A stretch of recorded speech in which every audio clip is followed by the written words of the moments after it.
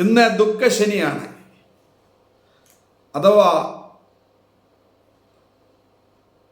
വലിയ ശനിയാഴ്ച എന്നാണ് ഈ ശനിയാഴ്ചയെക്കുറിച്ച് നാം പറയാറുള്ളത്. ലൂക്കോസിന്റെ സുവിശേഷം 23-ാം അധ്യായം 50 മുതൽ 56 വരെയുള്ള വേദഭാഗങ്ങളിൽ യേശുവിനെ ഏറ്റവും അധികം സ്നേഹിച്ചിരുന്ന യേശുവിൻ്റെ രഹസ്യ ശിഷ്യൻ കൂടിയായിരുന്ന അരിമത്യാക്കാരൻ യോസഫ് എന്ന മന്ത്രി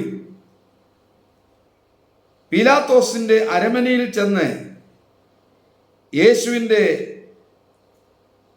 ശരീരം ചോദിച്ചു. അത് ക്രൂശിൽ നിന്ന് ഇറക്കി ഒരു ശീലയിൽ പൊതിഞ്ഞ് പാറയിൽ വെട്ടിയിരിക്കുന്നതും ആരെയും ഒരിക്കലും വെച്ചിട്ടില്ലാത്തതുമായ കല്ലറയിൽ വെച്ചു എന്ന് നാം വായിക്കുന്നുണ്ട്. യോന കടലാനയുടെ വയറ്റിൽ 3 രാവും 3 പകലും ഇരുന്നതുപോലെ മനുഷ്യപുത്രൻ ഇരിക്കേണ്ടതാകുന്നു എന്ന യേശുവിൻ്റെ വാക്കുകൾ ഇവിടെ അന്വർത്ഥമാവുകയാണ്. റോമാലേഖനം 6:3 മുതൽ 5 വരെയുള്ള വേദഭാഗങ്ങളിൽ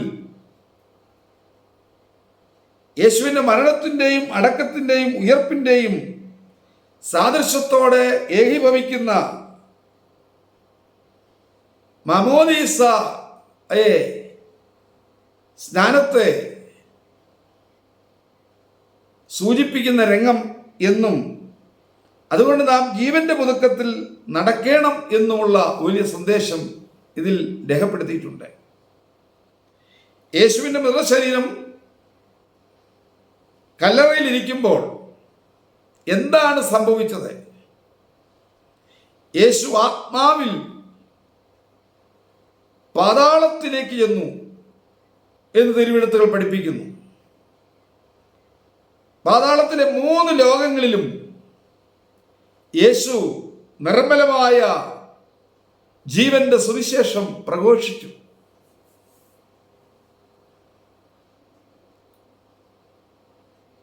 പാതാളത്തിലെ 3 ലോകങ്ങൾ ഏതൊക്കെയാണ്? അധമ പാതാളം, യാതനാ സ്ഥലം, അതിൻ്റെ മുകളിൽ പാതാള പറുദീസ. 3 സ്ഥലങ്ങളുണ്ട്. അപ്പോൾ ഈ 3 ഇടങ്ങളിലും ആത്മാക്കൾ ഉണ്ട്. അവരോട് യേശു നിർമ്മലമായ സുവിശേഷം പ്രഘോഷിച്ചു.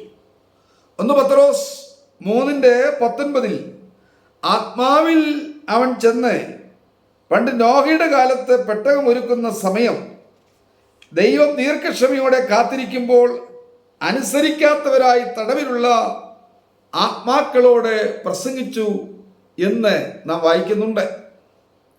യൂദായുടെ ലേഖനം 6-ാം വാക്യത്തിൽ തങ്ങളുടെ വാഴ്ച കാത്തുകൊള്ളാതെ സ്വന്തം വാസ്തവം വിട്ടുപോയ ദൂതന്മാരെ മഹാദിവസത്തിന്റെ വിധിക്കായി എന്നേക്കുമുള്ള ചെങ്ങലയിട്ട് അന്ധകാരത്തിന്റെ കീഴിൽ സൂക്ഷിച്ചിരിക്കുന്നു. അന്ധകാരത്തിന്റെ കീഴിൽ അവരെ സൂക്ഷിച്ചിരിക്കുന്നു. വാക്യം 7 അതുകൊണ്ട് സോദോമും ഗോമോറയും ചുറ്റുമുള്ള പട്ടണങ്ങളും അവർക്ക് സമമായി ദുർനടപ്പാചരിപ്പിച്ച് അന്യജടം മോഹിച്ച് നടന്നതിനാൽ നിത്യാഗ്നിയുടെ ശിക്ഷാവിധി സഹിച്ചുകൊണ്ട് ദൃഷ്ടാന്തമായി കിടക്കുന്നു എന്നും നാം തിരുവെഴുത്തിൽ വായിക്കുന്നു. അപ്പോൾ അധമപാതാളത്തിലും യാതനാസ്ഥലത്തും ഉള്ള ആത്മാക്കളോട് യേശു പ്രസംഗിച്ചു. ഇനി അതിൻ്റെ എല്ലാം മുകളിൽ ഒരു തട്ടുണ്ട്. ആ തട്ടാണ് പാതാള പരദീസ എന്ന് പറയുന്ന സ്ഥലം. പാതാളത്തിൽ ചെന്നവരുടെ മുഖമതൊഴിച്ചു ഹാലേ ലോയ്യ മോദിപ്പിച്ചു എന്ന് നാം പാടാറുണ്ട്. പാതാള പരദീസയിൽ ആരൊക്കെയാണ്?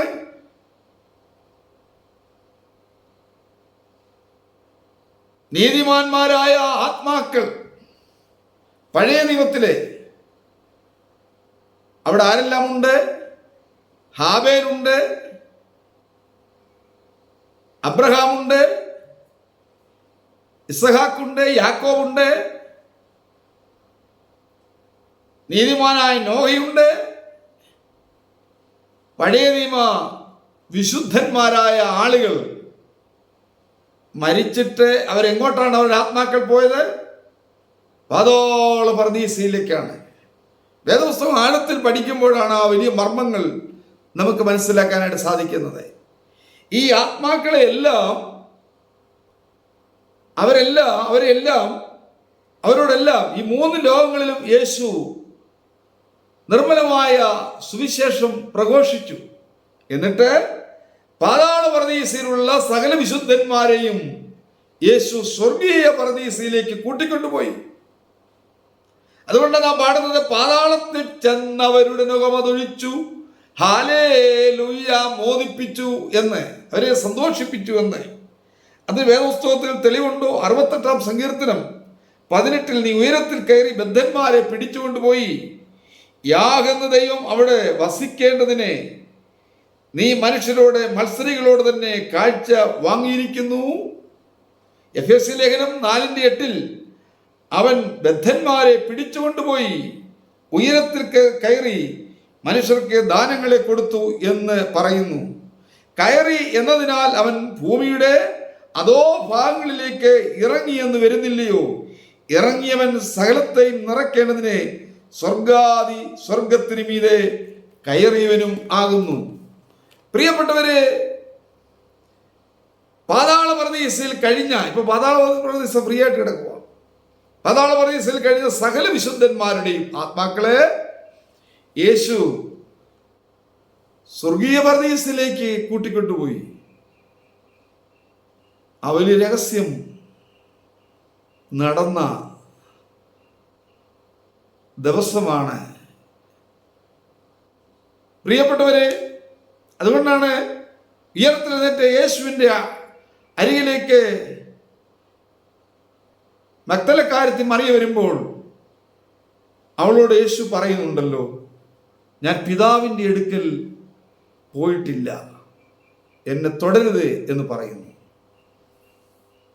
ഈ സകല പഴയ വിശുദ്ധന്മാരെയും യേശു സ്വർഗീയ പർദീസയിലേക്ക് കൂട്ടിക്കൊണ്ടുപോയി. ഈ ജീവിതം ശാശ്വതമല്ല, നിത്യമായൊരു ജീവിതം നമുക്കുണ്ട്. ആ ജീവിതത്തിന് വേണ്ടിയുള്ള ഒരുക്കമാവട്ടെ നമ്മുടെ ഈ ആയുഷ്കാലത്തെ ജീവിതം.